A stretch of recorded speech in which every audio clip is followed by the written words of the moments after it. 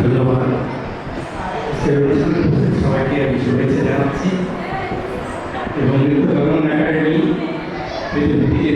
অনুষ্ঠানের আয়োজন করতে শ্রাবণের বিনা মাঝে কয়েকটা নৃত্য আমরা দেখতে পেলাম। আমার খুব ভালো লাগছে। বর্ষা যাপন করা মানুষ আমি জানা ছিল।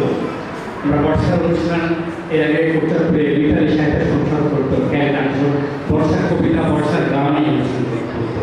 কিন্তু নৃত্যকরণ একাডেমি তাদের শুধু নৃত্য দিয়েছে। বর্ষায় খুব ভালো লাগছে দৃশ্যটাকে। এই দৃশ্য আমরা ঢাকাতে দেখি, যশোরে দেখি, খুলনাতে দেখি, বড় শহরে।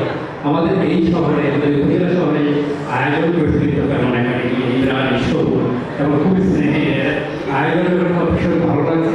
আমরা যশোরে যশোরে বর্ষার কবিতা অনুষ্ঠান করেছি আমরা, কিন্তু বর্ষা নৃত্যের অনুষ্ঠান করিনি। এটা এখন যশোরটা বেশ ভালো লাগে, খুলনাটা ভালো লাগে বলে বড় অনুষ্ঠানগুলো প্রয়োগ করেছি। আগামীতে আমি নৃত্যকরণ একাডেমির সাথে থাকবো এবং অনেক দুজন আছে এই নৃত্যকরণের সোনালী বৌদি আছে। সোনালীবাবু বৌদি চমৎকার মানুষ, খুব উৎসাহ দেয় আমাকে। ছোট বড় সবাই এত উৎসাহ দেয়, জীবনটা সুন্দর, সে জীবন আমি যেমন দেখি তুমি দেখেন। আমার তখনই আসছে ঢাকা থেকে, এটা থেকে ভালো লাগছে।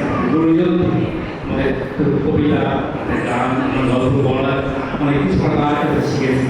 সেই মানুষটাই আজকে সবাইকে ভালো লাগছে। এই বর্ষা যাওয়ার জন্য আমরা করছি, বৃষ্টিটা আমরা ভিজেছি, বৃষ্টির গান শুনছি, ভালো লাগছে। সবাইকে ধন্যবাদ। নৃত্যকরণ একাডেমির সবাইকে অনেক অনেক শুভেচ্ছা।